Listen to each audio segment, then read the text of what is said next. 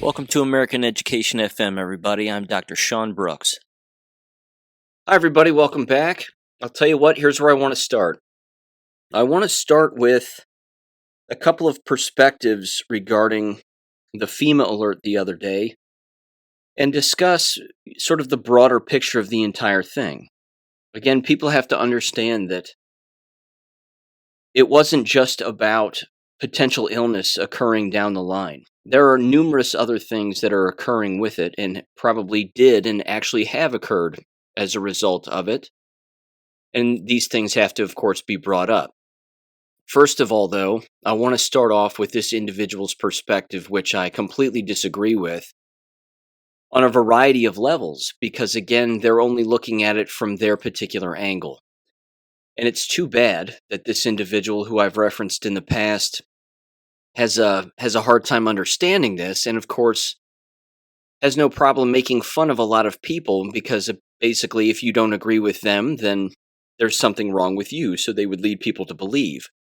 This person, of course, is Derek Johnson. This is a retired Army veteran.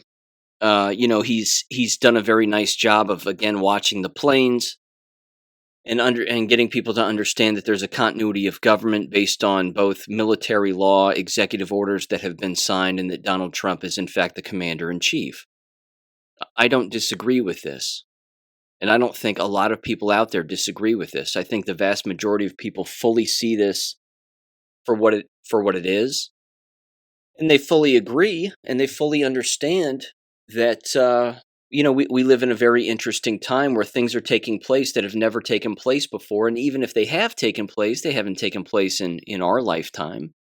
So I would encourage individuals, again, to look at it from multiple angles. And but before I get to his comment real quick, which was on Telegram the other day, and he's essentially lost his mind to some extent. He's just screaming and yelling all the time now and telling people to unfollow other people because they don't know what they're talking about. And again, everybody should listen to him and not listen to anybody else. So first, I think that there's an overall picture, which I personally believe, and this is my opinion, is this. There was a time when we all used to live when there weren't FEMA alerts on our cell phones. There was a time when we, of course, didn't have cell phones. This was a far simpler time. And we understand that.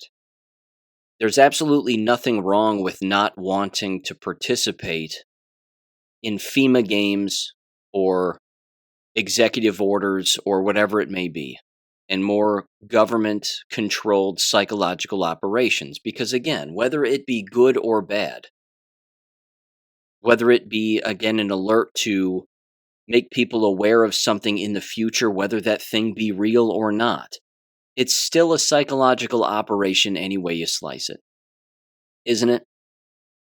I mean, the vast majority of us who are awake, who know what's going on, we were thinking about that alert no matter what, regardless of the outcome, and regardless of any anomaly that may have taken place, and even an on purpose that may have taken place. And again, I have a couple of examples that I'll go over here because there were some weird things that did happen. And a number of people, again, were paying attention to these things. The question, of course, comes is, if you close yourself off to multiple wavelengths of thought, then you're not gonna ascend to any kind of a higher wavelength of thinking. And where Derek Johnson makes a very fatal mistake, I think, is he screams and yells at people to pay attention to him and no one else. And that really is the dead giveaway. That he is remarkably self-absorbed and would kind of do well to just pump the brakes. So here's what he said yesterday on Telegram. He said, every Podashian, so it's a combination of podcasters and Kardashians, he's basically saying, who told you to turn your phone off. He said this, he said, unfollow, read the federal continuity directives, do your simple math on when they were issued and what's inside of those being consistent with military occupancy, continuity of government, and Commander-in-Chief Donald J. Trump's verbiage and laws. Listen to a veteran who has your best interest. Unquote. Okay, again, for Derek Johnson and the people who bow down to him, we can do multiple things at one time. We already understand this, Derek. We already get it. We know that this is happening. We understand that Donald J. Trump is the commander-in-chief. We understand that he would be breaking his oath if he didn't sign the Insurrection Act. We know this. We already know this. The thing that Derek Johnson doesn't get, because he'll never speak about it, are biological weapons, who created them, who took them, what they're doing to people, electromagnetism, and a variety of other issues. He doesn't bring any of that up. He, again, is talking about numerous executive orders, which is great, U.S. codes, that's great, and he's not wrong. Again, where he makes his fatal mistake is making fun of people who think about more things than he thinks about. So let me just remind him and anybody else of a couple of things, because again, it's in the enemy's own paperwork of what they want to do and what the shots are doing, and how, yes, the shots do negatively react to electromagnetic radiation. This is proven beyond a reasonable doubt. He, of course, isn't bringing this up because he knows nothing about it. So that's fine. I suppose that's fine, but he's looking at it only from one angle, which is an angle that he understands. He's also claiming, of course, that veterans are the only ones who would understand this, and basically in the exact same breath, when it comes to the continuity of government and executive orders being signed in U.S. code and the military war manual, the law of war manual, that veterans should know better, and that veterans need to be paying attention to him, and they need to be, again, thinking about their own oaths and their own past experience, and take a look at this because it's right in front of our faces. Again, we get it. We know that. And I'm not a veteran, and I understand it. I fully get it. But screaming at people to try to get it, and I mean, he's yelling in these videos. For him just to start yelling is a huge mistake. It's a big mistake. So don't yell at people about it. People will figure out particular things on their own, and they don't even have to understand everything. I'll give you an example.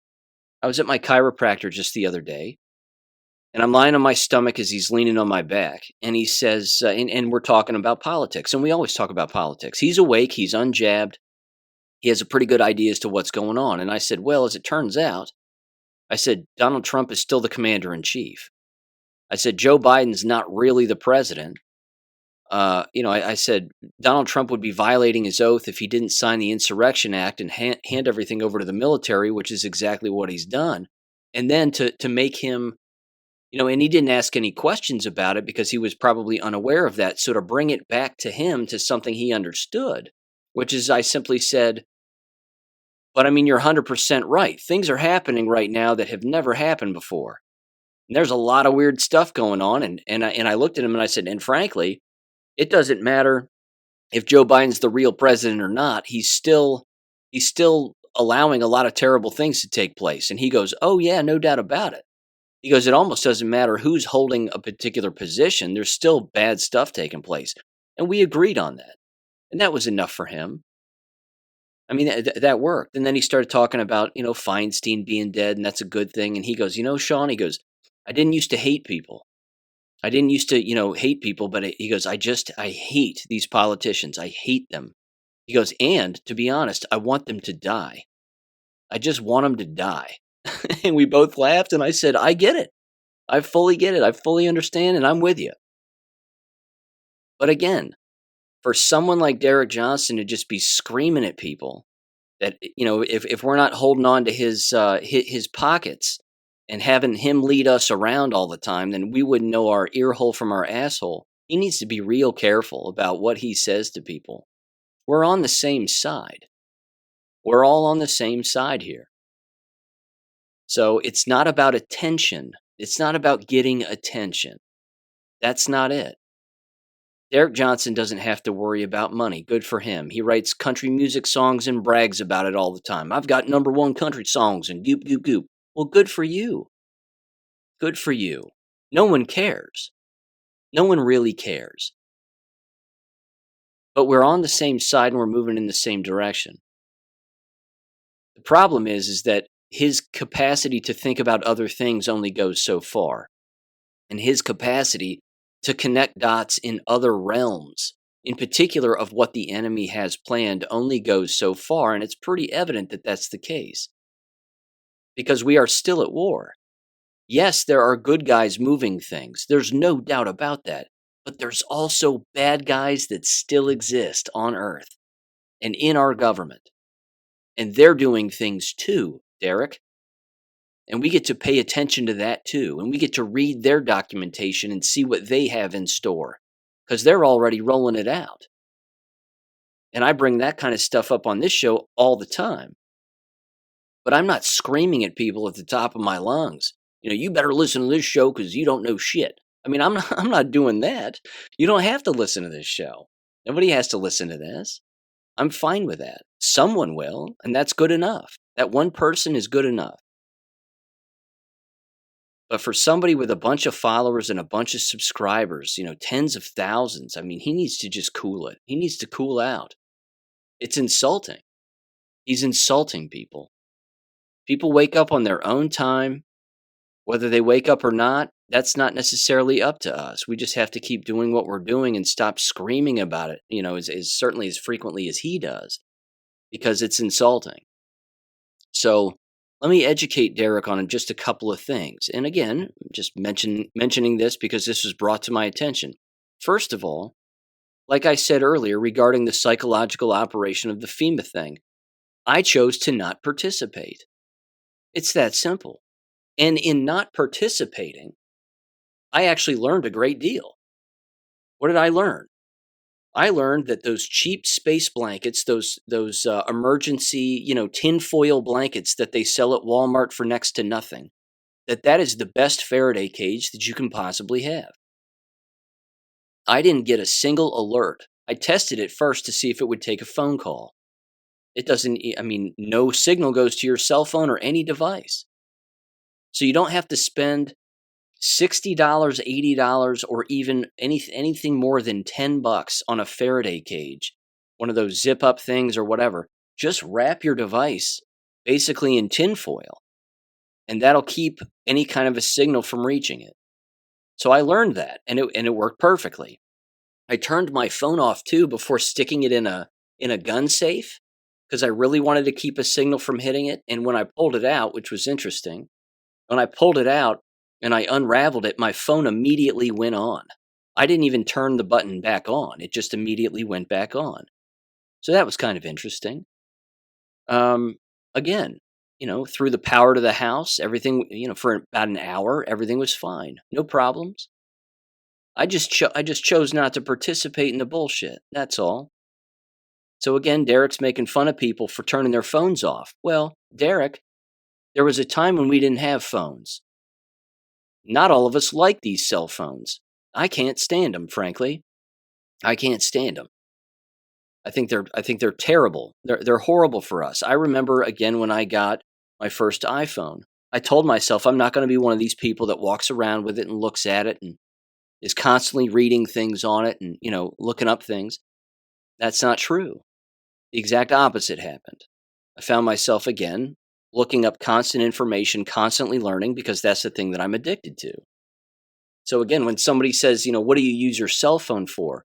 I use my cell phone for two reasons. It's my newspaper, theoretically, you get what I'm saying, and it's a radio. That's it. That's basically what I use it for. I use it to read things, and then I use it to listen to things. But I just chose not to participate. And choosing to not participate in a psychological operation, I think, again, whether it be good or bad, we know there's good psyops and there's bad ones, but choosing to not participate is a pretty damn good thing. That's my 2 cents. Now, there were a few other things regarding the FEMA alert. A lot of cell phones, apparently, again, Derek should know this because, if he's paying attention to other people instead of himself and looking in the mirror all the time, he might understand that there's more going on. So, a lot of individuals who don't speak Spanish, they received the FEMA alert in 100% Spanish. The message came on their phones in Spanish, not in English. That's kind of a problem, isn't it? Because if it was a real alert, would it be a text message now in Spanish followed by a verbal warning, a real warning in Spanish? An audio message in Spanish with a Spanish translator or a recorded voice in Spanish speaking to someone who doesn't speak Spanish? Seems like a rather large issue, doesn't it? So that's something that happened. Here's something else that happened. Our Michigan business owner friend sent me an email and a text message, and they said, so here's basically what we did. A couple of minutes before the alert was to go off, the alert already went off. So before 2:20, the FEMA alert already went off. And then she said, remember those doors that I had to replace on my business with the new, the new emergency exit lights and the signs and all that stuff? She said that all of that went off at approximately 2:14 when the first alert hit. So it wasn't at 2:20, but at 2:14. So all of those emergency exit lights and signs were flashing apparently, and they didn't know how to turn them off. Then she said that she made her way to the power box to try to turn the power box off, the breakers, and it was sizzling. And she sent me a video, actually, of it sizzling, and it's only 6 seconds long, but you can hear it sizzling. And she goes, it's never done this before. So all of that happened after the alert went off. That's kind of a problem. Again, this matters. This is kind of a big deal. So why would that be the case? Did it overload the system? Did it override any system? Where else did that happen? Did other businesses experience the exact same thing? How about schools across America? Did they experience the exact same thing? Were there emergency lights throughout the schools and other electronic systems throughout their schools tripped as a result of that alert going out on everybody's cell phone? These are the kinds of questions and kinds of observations, again, that Derek Johnson doesn't make and that other people aren't making. This is what happens when you keep an open mind. You allow endless information to flood in. You try to make connections with particular things, and then you see where the chips fall. But those were real things. That happened. And there's no way that this business owner in Michigan is the only person who experienced that. That would be impossible. It's mathematically impossible. Someone else experienced that. So just wanted to bring that to your attention because that's a real thing. I also mentioned this, though, and this is worth bringing up again. It's a meme, so you have to take it with a grain of salt to some extent, but I've played this before in past war videos, and I forget the guy's name. Somebody's going to have to help me with this, but I can see him. He's a white guy, a little bit bigger. I think he has facial hair, and he's giving a couple of presentations on Donald Trump and good things that Donald Trump has done, and a number of other things. But in this one quick presentation, and it was like a TikTok video or something along those lines, but he was talking to a room of what looked like college-age students. And he's got a whiteboard behind him and kind of around him. And he starts to talk about 5G. And he says Donald Trump basically just saved everybody with 5G. That 5G was supposed to be way worse than what it is now.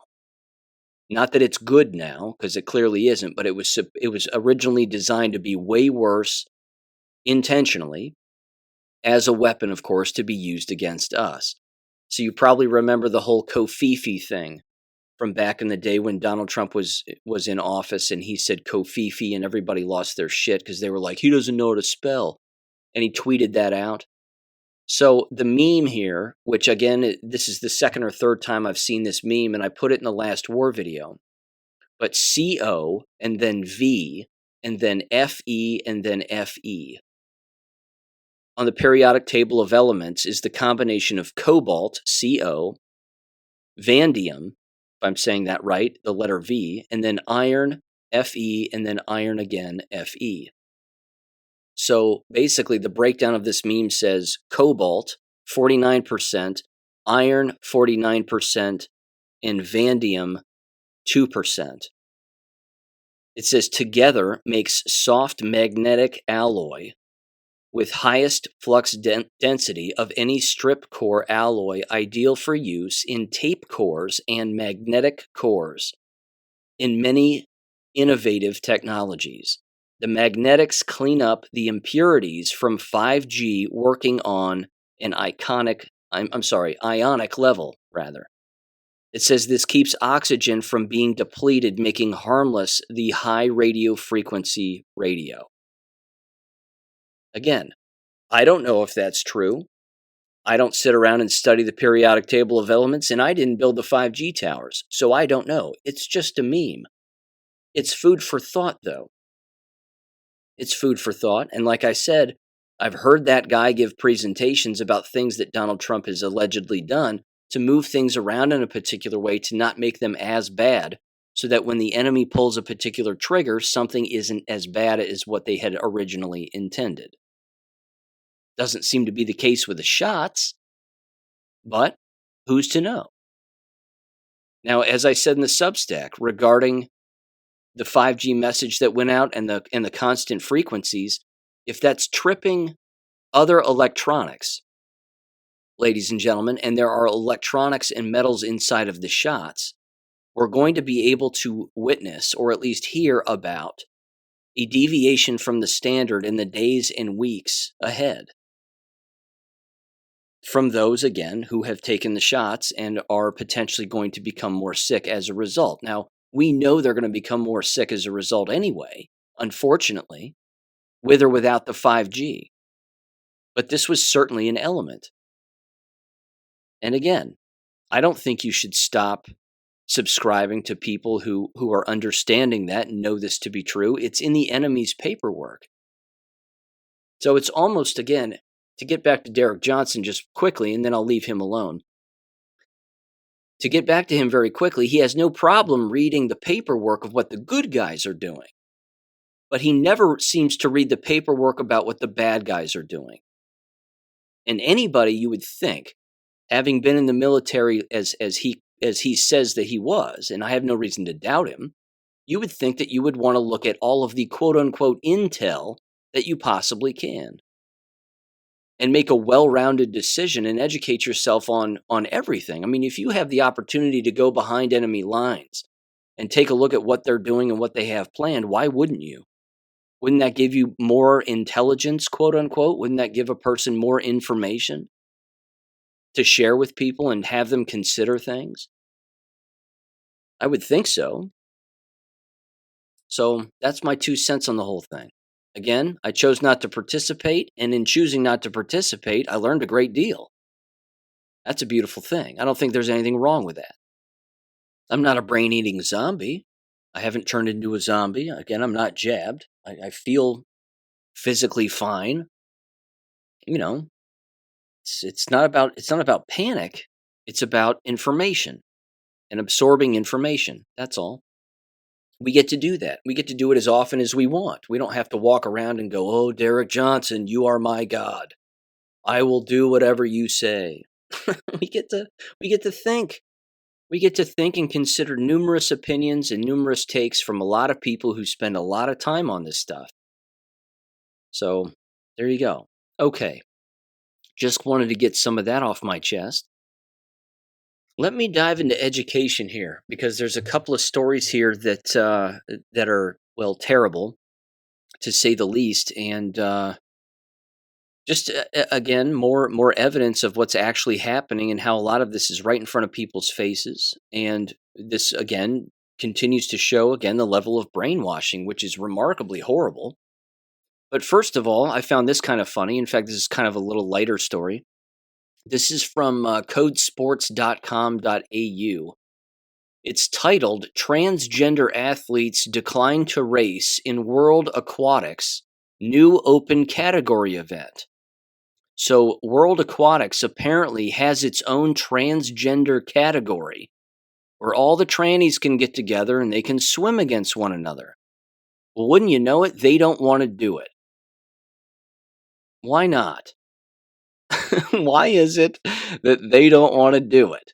They were given their own pretend Special Olympics for just them, who are pretending to have genitals that they don't have, and now they don't want to participate. Isn't it funny? So they've decided, apparently, because there were no participants and nobody signed up, and the trannies don't want to swim against the trannies. Now, you heard me say a long time ago, and I said it jokingly, although I think it would be hilarious. Wouldn't it be great to actually watch that happen? To just, I mean, again, you're right there at the pool. Everybody stands up on the blocks, and they're, or whatever the hell that stand thing is.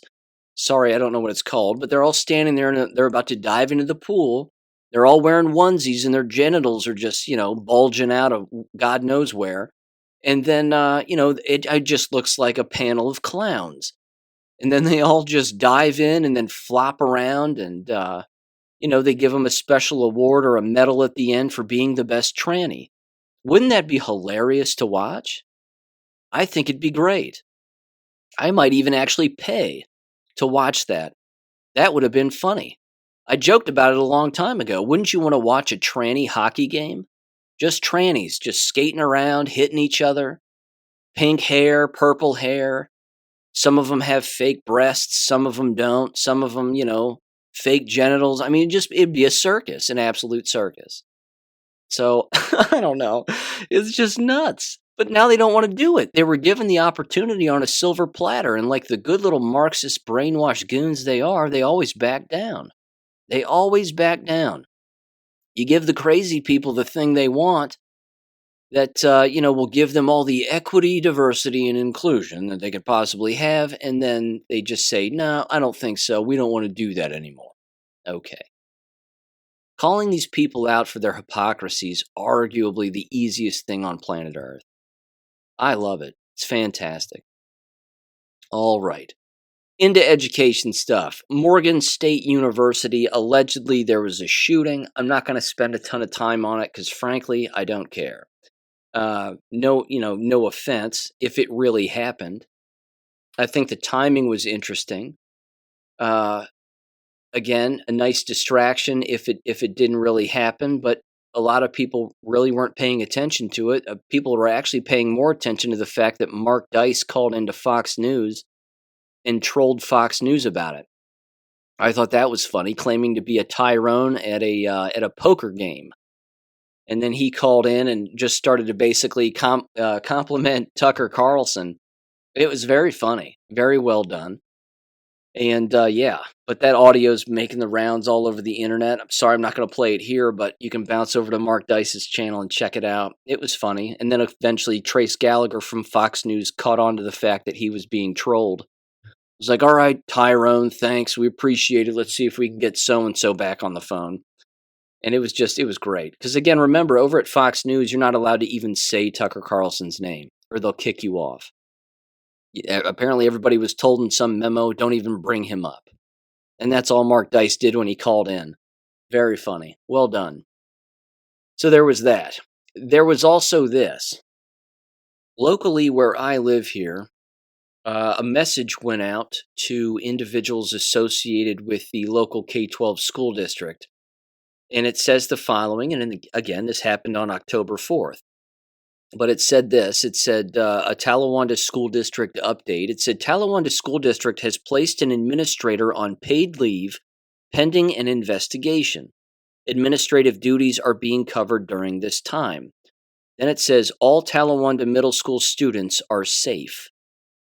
It says the district will make an update at the completion of the investigation. The district is following board policies and procedures in regard to a complaint that has been issued. Thank you for your understanding at this time, A. Holly Hansel. A lot of rumors swirling around as to what this might be about. I'm not going to speculate, but I apparently, it's apparently been discussed that certainly the principal at the school, at the local middle school here where I live, is not very well liked. I'm not sure why. I don't know anything about them really. But either way, that happened. And I always find it very interesting, the timing of things like this, certainly in front of elections. where this is the same school district again that's seeking to put another levy on the ballot that they think is going to pass, which it won't.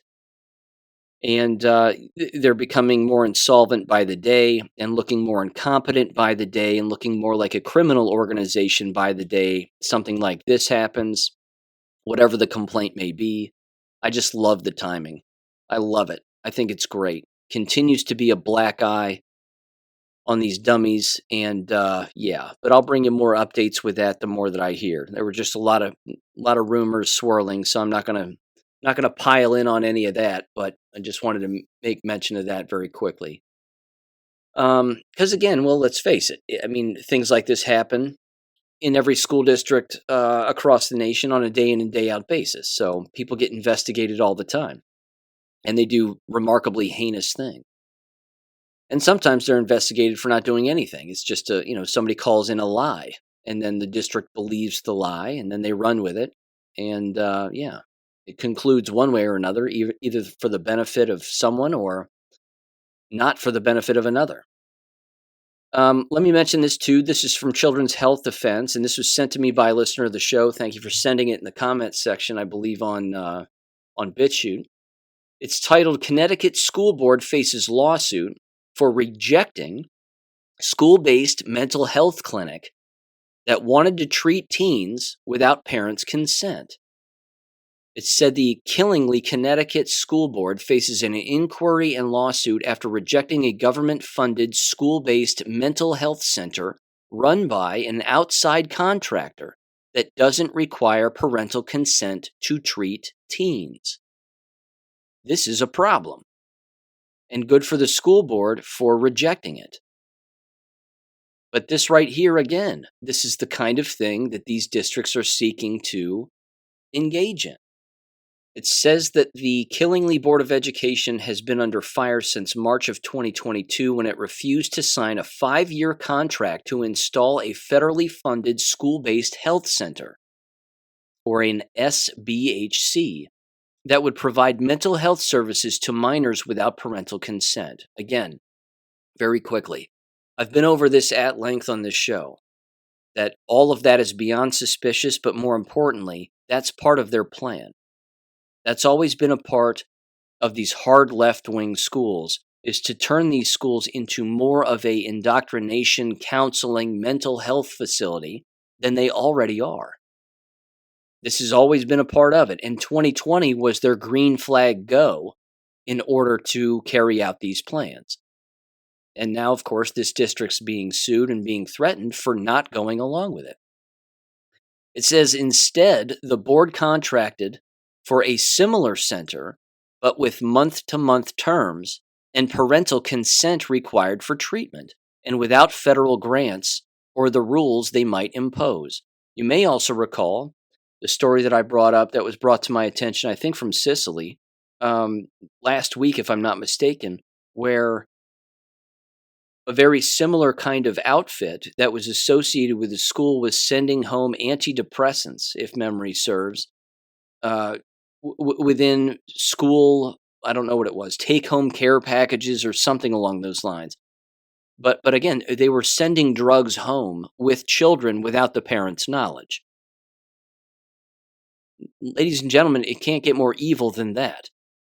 The only thing they wouldn't be doing is, cutting their genitals off at the actual location of the school. I mean, that's probably next in line, isn't it?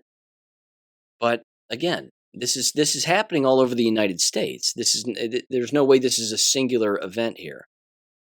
The article continues, and it says the board's rejection of the initial proposal approved by the superintendent led to the board and its members being slammed in local media, personally attacked, and subjected to a state investigation and a lawsuit. So that right there should tell you the state's in on it. I mean, it goes on and on and on here. I'm not going to read the whole article, but I think you get it. But again, if the state is suing them, then that's what the state wants. The state wants a medical entity at the location of your child's school so that they can recruit your child or pull your child out of class with or without the parental consent, and then start asking them questions, be as invasive as they want to be regarding a number of things, and basically back the child into a corner where maybe they have to make a decision, or told that they have to make a decision that they don't want to make. Maybe it's even shot related too. Have you had your COVID shot yet? And then they start injecting kids at the actual site. I mean, we know how that's going, but that right there, big problem. Big problem. And it's also something probably that wouldn't even make its way into that first day of school paperwork that parents have to sign all of the time.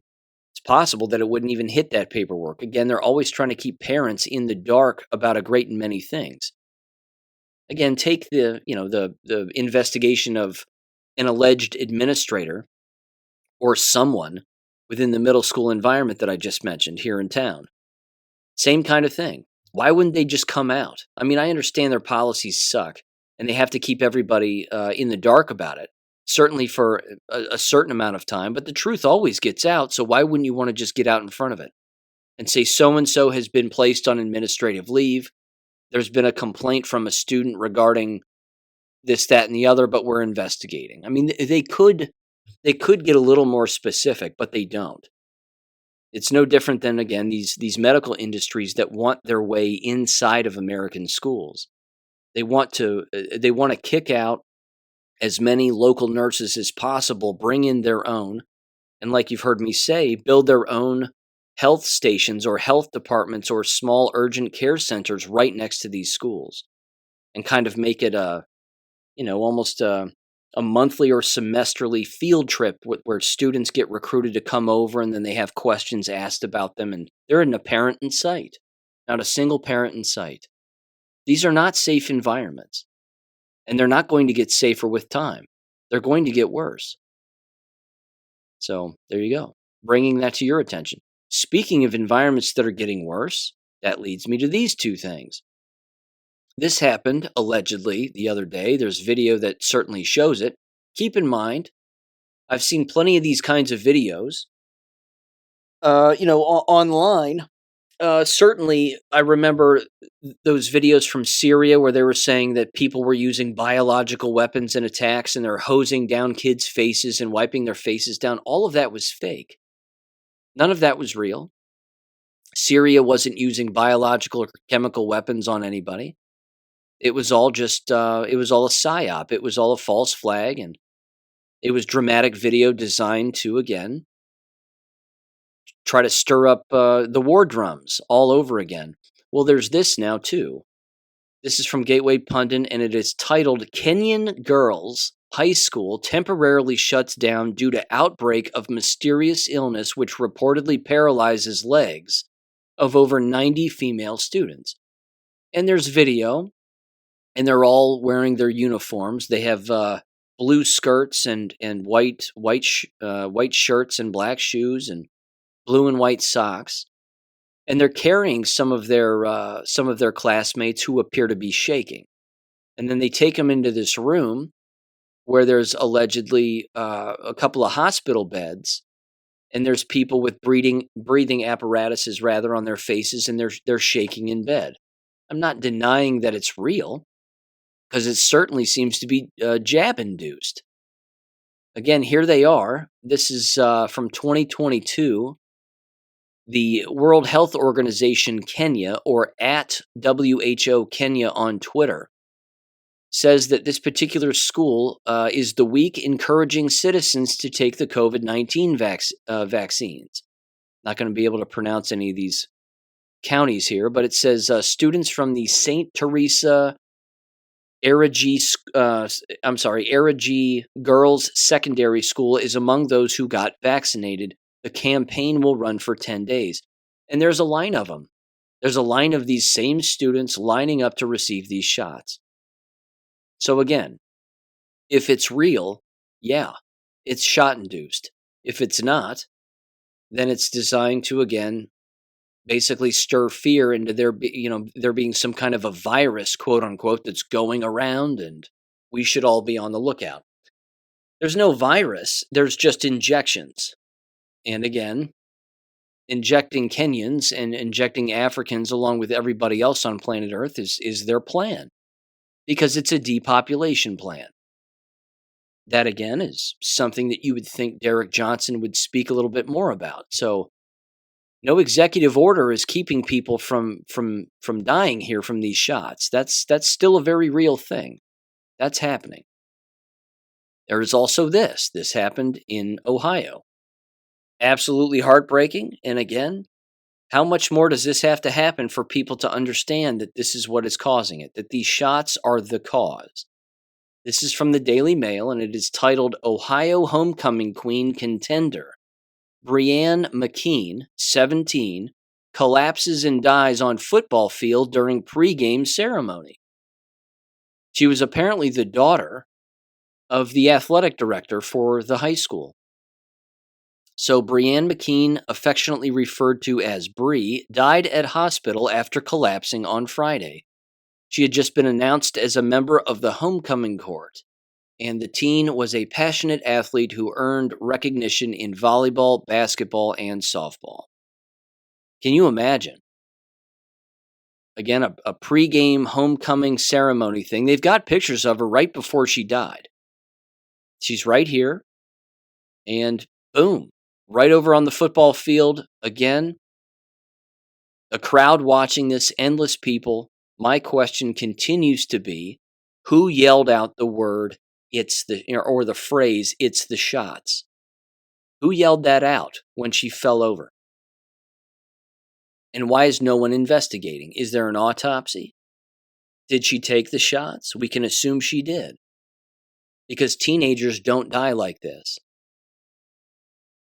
It has to be hundreds of thousands of teenagers, at least hundreds of thousands. We know millions have taken these shots as far as teenagers are concerned.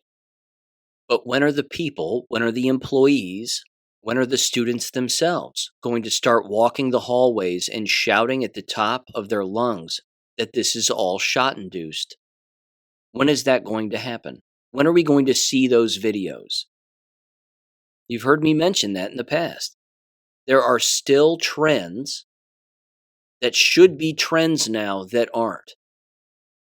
Again, people continuing to show up at school board meetings and yell about the shots. Why is that not happening? Why are the jab injured from these school environments? Students, parents, employees, etc., etc. Why are they not showing up to school board meetings yelling about these bioweapon shots? Why is that not happening? Because it's happening. The impact is happening. But we're not seeing any kind of a reaction, and we're not seeing finger pointing toward these school environments yet. They were involved. They carried this out. Hook, line, and sinker, they bought it, the whole thing. This is a problem. This is one of those trends that needs to ramp up into high gear here, because we're not seeing it. We still have people complaining about the books in the library. We're back to that old yarn. So, I don't know. You just had a high school senior drop over dead during the middle of a homecoming ceremony. No one's screaming shots at the top of their lungs. They're just reporting it as a died suddenly, quote unquote. Unexpected death. No one saw it coming. Come on. Come on, people. Let's wake up to this. Let's start getting a little louder. Let me also mention this too. This is also from the Defender and Children's Health Defense. It is titled, let me see here. Yeah, this was the end of September here, the 29th. It's titled Outrageous Approval of New Moderna Shots for Kids Could Spark School Mandates, Doctor Warns. It says the U.S. Food and Drug Administration September 11th licensing of Moderna's SpikeVax COVID-19 vaccine for children 12 years and older could result in school and state mandates and injure millions, according to Dr. Merrill Nass. Again, if you need another reason to leave, here's your green flag reason. The door is wide open. It's time to go. If states, again, start to do this and mandate these COVID bioweapons as being mandatory in order to attend, I mean, yeah, you've always got the exemptions, and most schools and districts should accept those exemptions because many of them do. But if it becomes quote unquote mandatory and they start to deny exemptions, then, well, you need to leave. There's also this: the FDA has quietly updated emergency use authorization for the Novavax vaccine. It says here on Gateway Pundit, despite no current public health emergency. So they've pushed the Novavax jab all the way through. Again, still under emergency use authorization, but it's still the same exact poison as the rest of them. So I don't know what else to say about that. They just keep moving forward. They just keep doing what they're doing. Again, it's worth remembering that the enemy is still working through their plans, and they're still rolling out their plans, regardless of whether or not Donald Trump is the commander-in-chief or not, regardless of whether or not the quote-unquote military is in control or the patriots are in control. I have no doubt that that's happening, but again, the flip side of the coin is still the same flip side of the coin, and that is that the enemy still operates, that they're still moving forward here, and that this isn't going away. And again, I would just encourage people to continue to understand that. And with that said, there's also this, and this is some good news. This is, again, from CNN of all places. My apologies. But it is 75,000, it says, Kaiser Permanente workers walk off the job. It's the largest healthcare worker strike in U.S. history. I brought this up last week. I've put this particular story in, again, an email that is available on my website as a template. If you're in the nursing profession, or you're in the medical profession, or you work in these environments and they start to push the masks or the jabs, these hospital environments need to be reminded that the people who work there have had enough. They know what the shots are doing. They know what the masks are doing to people. They know what the combination of those two things are doing to people. And they're wiping people out. And these nurses, who are either jabbed or unjabbed, are overwhelmed with the number of patients that they are seeing. And now they're walking off the job because they say, hey, look, we're overwhelmed. We don't have enough people to take care of these patients. I've brought up numerous stories, again, where that's the case. An interesting take with this, though, I think, is the following. These unions, these nursing unions, aren't going to really bring up the concerns to the public like us. That, and certainly CNN isn't going to do it either, but they're not going to bring up the real concerns that are being hammered out during these bargaining agreements behind closed doors with these nurses and these nurse representatives. They're not going to do that because we know that it goes way beyond wages, and it goes way beyond trying to keep the staff safe and all of the employees and the environment safe, quote unquote. I mean, that again is what some of these representatives have to say. We really know that it's far deeper than that. It has to do with them being overworked, them having too many patients, and we know why they have too many patients, and it's not for good reasons. And then, of course, them not wanting to wear the masks, take any more shots, etc., etc. Those are the real reasons. But it says the following here. It says, quote, frontline healthcare workers are awaiting a meaningful response from Kaiser executives regarding some of our key priorities, including safe staffing, outsourcing protections for incumbent healthcare workers, and fair wages to reduce turnover. Healthcare workers within the coalition remain ready to meet at any time. Currently, the strike continues, and there are no sessions scheduled at this hour. So again, it has way more to do with the underlying reasons, which is many of them don't want to wear the masks. They clearly see on the ground what the shots are doing because that's what they're treating. They're not just treating outsourced patients, so to speak, people on the street who are coming in who are ill. They're actually treating their own employees from the shot damage and from what the shots are doing. And they're still being told as employees to continue to take the shots. And they're still being told in many cases to wear the masks. Again, I read last week all of those different hospital conglomerates that are forcing their employees to put the mask back on. This is why people are striking. Those are the real reasons. And I don't see this getting any better across all of these particular, again, hospital chains. I think this is clearly going to get worse with time.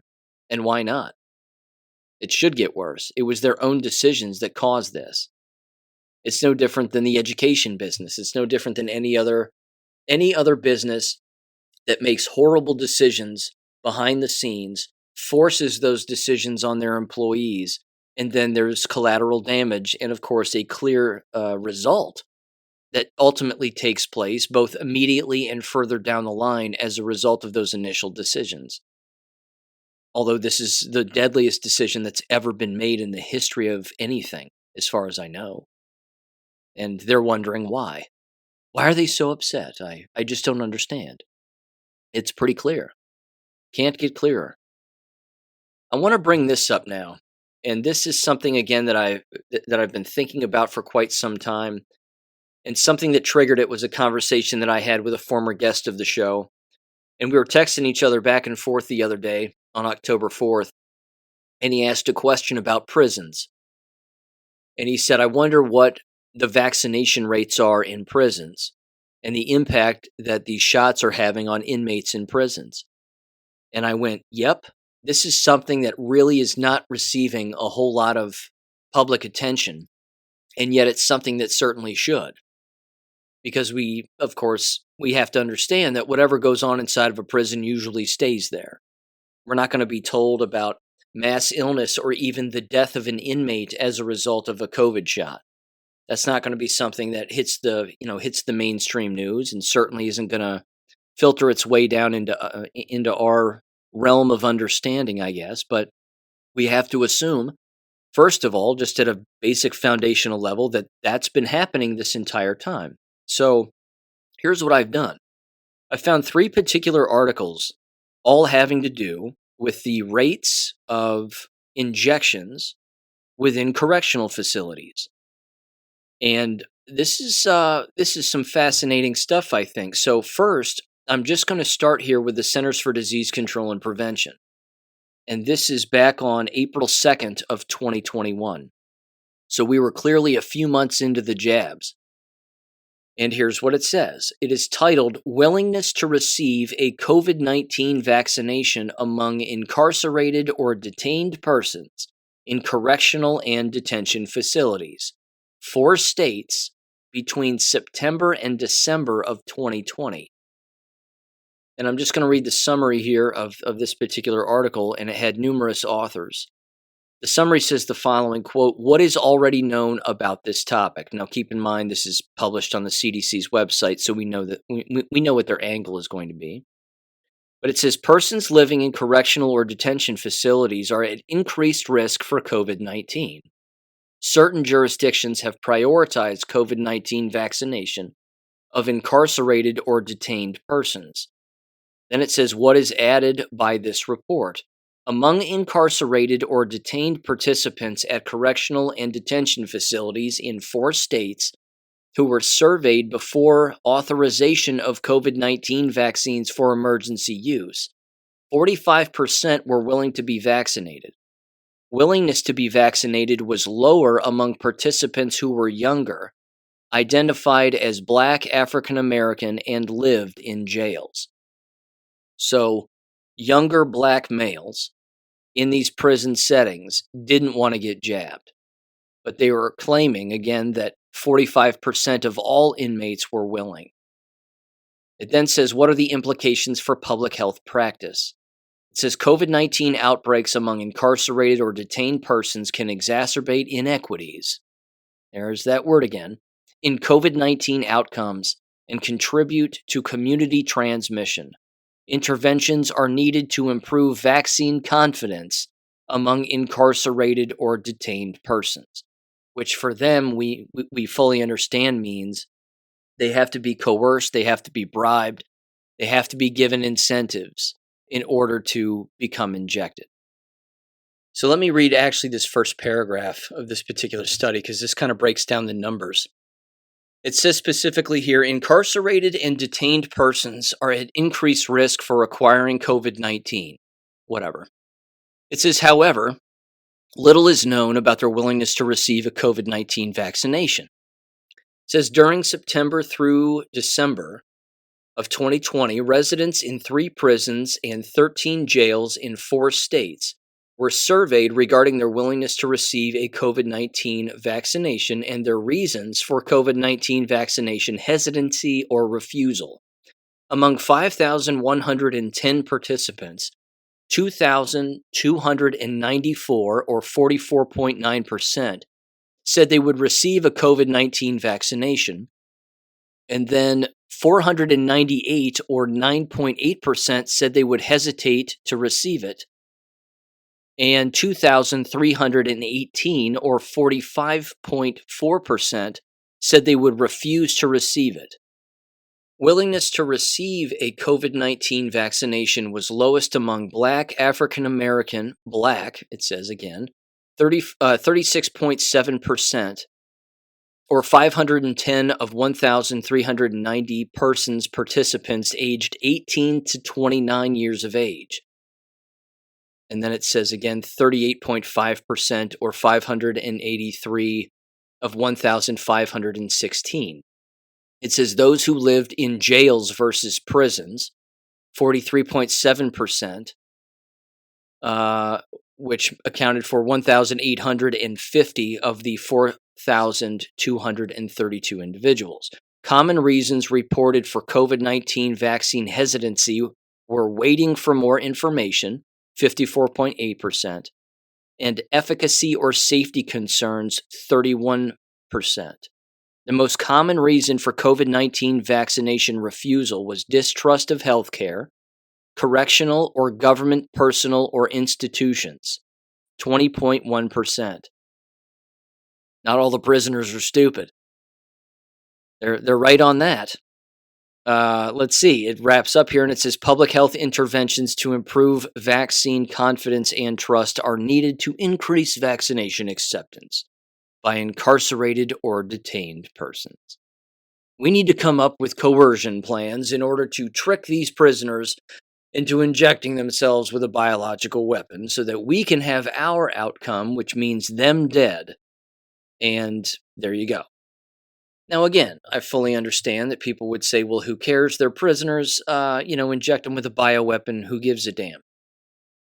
Well, they still have some rights to some extent.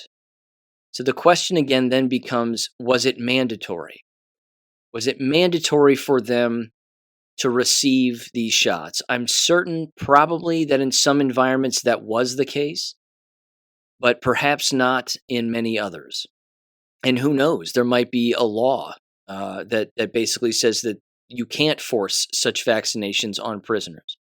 Although we know that those environments too would do a pretty good job of stirring up any panic or fear from the outside, outside society into those environments, and then they might be more willing to buy it if they're fearful of something.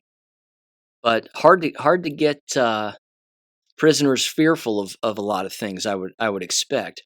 Here's another one, and this is from May 18th of the same year, 2021. So just, again, a month later. This is from prisonpolicy.org.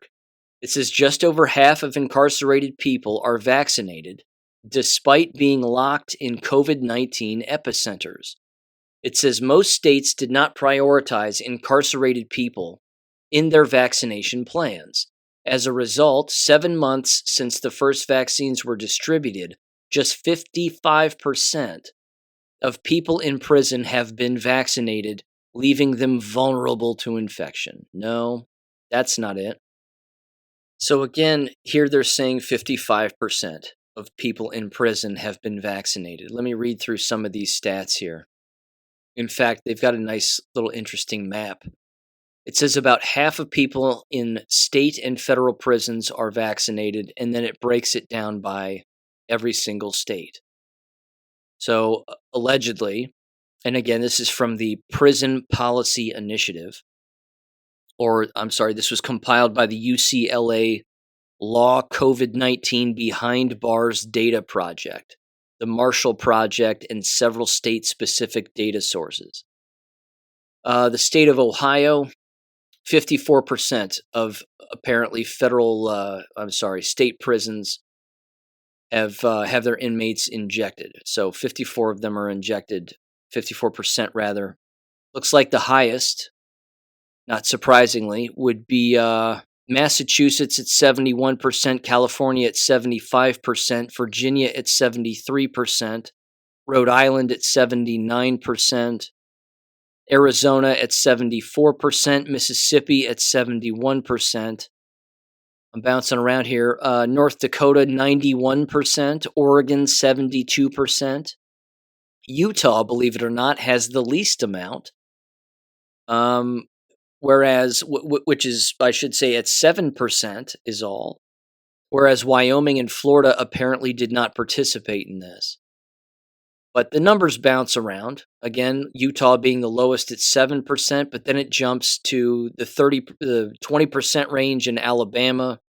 But then you have 16% in South Carolina, and so on and so on and so on. So there you go. It says in 17 state prison systems and the Bureau of Prisons, less than half of incarcerated people have received a vaccine. Vaccination rates are the worst in Utah, South Carolina, and Alabama, where 20% or less of the prison population has received the first dose of the vaccine. And again, Florida and Wyoming have not released any vaccination information at all. Their lack of transparency makes it impossible for us to kill everybody. Well, there you go. I mean, that's certainly answering some of these questions if you were curious as to how many people in these prison environments have been jabbed. Here's another article on the same subject, and this is from last month. COVID-19 infection rates in vaccinated and unvaccinated inmates, a retrospective cohort study. Now, as you might expect out of the gate, they're probably going to say the reason people are getting ill is because they don't have the jabs. That's probably not true. Let's see here. Here's the abstract. Background. In 2023, breakthrough COVID-19 infection among vaccinated individuals and reinfections in previously infected people have become common. That's an interesting admission. That means that they're not working, or certainly not preventative in any way, except for living a life. Additionally, infections are due to Omicron subvariants. There's the old variant lie. And the virus that behave differently from those at the onset of the pandemic. Understanding how vaccination and natural immunity influence COVID-19 infection rates is crucial, especially in high-density congregate settings like prisons, to inform public health strategies. Let me read the whole thing here. This is interesting. Here's their method. We analyzed COVID-19 surveillance data from January to July of 2023 across 33 California state prisons, primarily a male population of 96,201 individuals. We computed the incidence rate of new COVID-19 infections among COVID bivalent vaccinated and entirely unvaccinated groups, those not having received either the bivalent or monovalent vaccine. Just a bunch of gibberish, frankly. They either took it or they didn't. It says our results indicate that the infection rates in the bivalent vaccination and entirely unvaccinated groups are 3.24% or 95% confidence interval at 3.06 to 3.42% and 2.7% confidence interval, respectively, with an absolute risk difference of only 0.52%. And then they actually admit that the older the individual was within these prison environments, the more likely they were to be infected, as the rates would go up. So it says among those aged 65 and above, the infection rates were 6.45% and 4.5% respectively, with an absolute risk difference of 1.95%. That's opposed to those who were aged 50, where the infection rates were 4.07%. So apparently, the older the individual, the more likely they were to be infected. Well, yeah. The older they are, the weaker their immune systems are, and if you keep jabbing them, well, that's going to be the case. Here's the conclusion. It says, we note low infection rates in both the vaccinated and unvaccinated groups, with a small absolute difference between the two across age groups. A combination of monovalent and bivalent vaccines and natural infections likely contributed to immunity and a lower level of infection rates compared to the height of the pandemic. Well, that's not true either. No way is that true. And again, you have to keep in mind they have to create a study like this and mix up the numbers, because they then have to take this article back to those environments and show the people who administrate these prisons, look, our study proved, because we asked a bunch of prisoners and we tracked their infections, whether or not the jabs were working. And as it turns out, they're working. And they're keeping people, less infected. So keep rolling out the jabs. I mean, they use these institutions to their advantage so that they can continue to do what they want to do. Let's see here. It continues. It says, it is possible that a degree of herd immunity has been achieved. And then they actually admit that it's the jabbed that are getting more sick and have a higher infection rate. It says the bivalent vaccinated group had a slightly but statistically significantly higher infection rate than the unvaccinated group in the statewide category and the age greater than 50 years category. However, in the older age group category, greater than 65 years, there was no significant difference in infection rates between the two groups. Well, there was a difference, just not a significant one. It says this suggests that while the bivalent vaccine might offer protection against severe outcomes, it may not significantly reduce the risk of infections entirely. That's hilarious. What a way to word that. What a way to word it. Taking these shots might help you, and they might not help you, but they might help, and then they might not. Okay, got it. Further research is needed to understand the reasons behind these findings and to consider other factors such as underlying health conditions. There's that old yarn too. Well, if they died, it was an underlying health condition that none of us saw. This study underscores the importance of developing vaccines that target residual COVID-19 infections, especially in regard to evolving COVID-19 variants, unquote. Nope. There are no variants. They don't exist. There's only damaged DNA, endless symptoms, endless intentionals, and that's all that's happening. The more jabs you take, the quicker you die. It isn't complicated. Pretty simple. And of course, there has to be numerous benefits, so to speak, to get the incarcerated jabbed, because they're an easy study. It's an easy population to study, to keep control of, to keep track of. They're not moving around. They're all quarantined, so to speak. They're around one another. These people know what they're doing. And emptying the prison system of these prisoners is also probably a goal as well. And again, not saying that's necessarily a bad thing, but even so, the same people trying to kill them are the same people trying to kill us. So, the enemy of my enemy is my friend, I suppose. There's also this I wanted to mention. This is from COVID vaccine injuries on Telegram. It said the following here recently, as of, today. It said, bass player for Ann Wilson of Heart collapsed on stage. It said, quote, my family went to a concert last night, super famous singer, mostly from the 80s.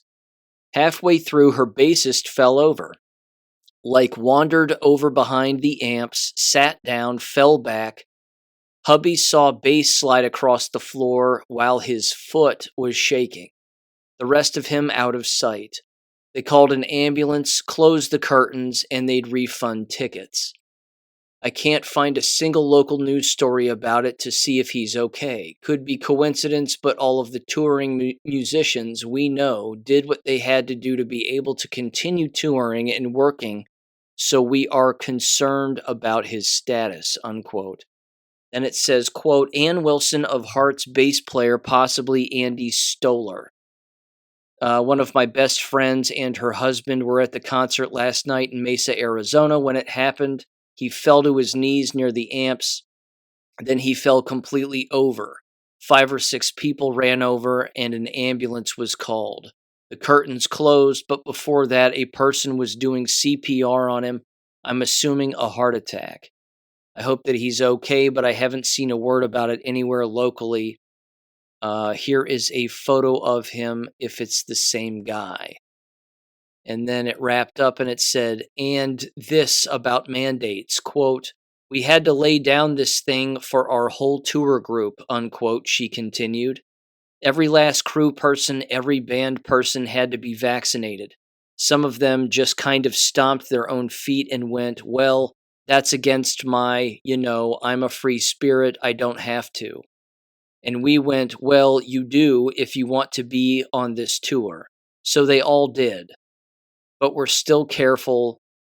Everyone has to mask up, and they're not in their when they're not in their dressing room. So far, we haven't had any positive tests, and we've been out on 3 legs now. You just got to play it super careful, unquote. Oh my God. I don't know how more obvious it can possibly get, but good Lord. I looked this guy up. It is him. Andy Stoller, Stoller. He is the bassist for Nancy Wilson's band. And there's not a peep about him having a heart attack, collapsing on stage, even dying or being hospitalized. Nothing. Not a single story. Just firsthand accounts of people who were there. It's incredible. He hasn't made any online posts. Again, he's got a Facebook page, a Twitter page, an Instagram account, nothing. There's nothing on there from anywhere close to a current date. No message about his health of any kind, basically. They're keeping that one close to the vest. The cover-up, ladies and gentlemen. You've got average citizens even covering up the health problems of their fellow peers because they took the jabs and then they're just falling over dead. Or falling over again with a heart attack or some other ailment. It's absolutely amazing. And it's not going to stop. It's just not going to quit. This is going to continue. I wanted to wrap up with this very quickly. I found this to be remarkably hypocritical. Kind of ties back to what I mentioned toward the beginning of the show here, but Alex Jones, of all people, has another book out.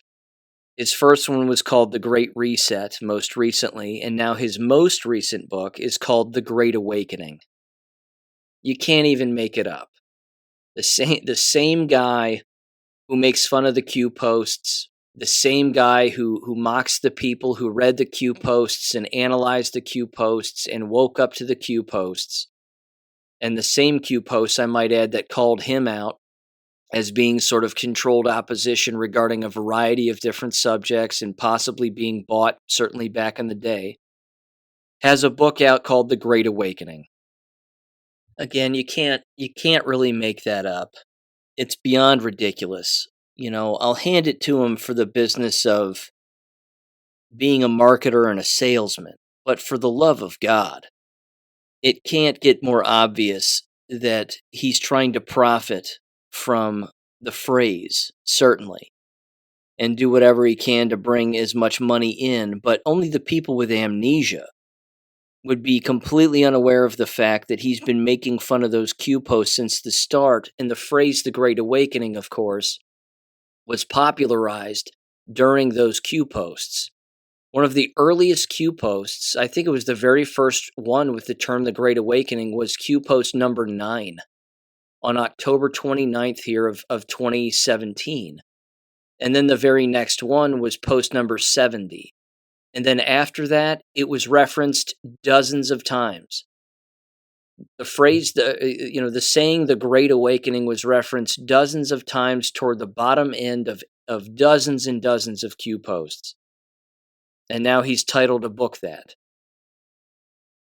the hypocrisy is astounding. It's just astounding.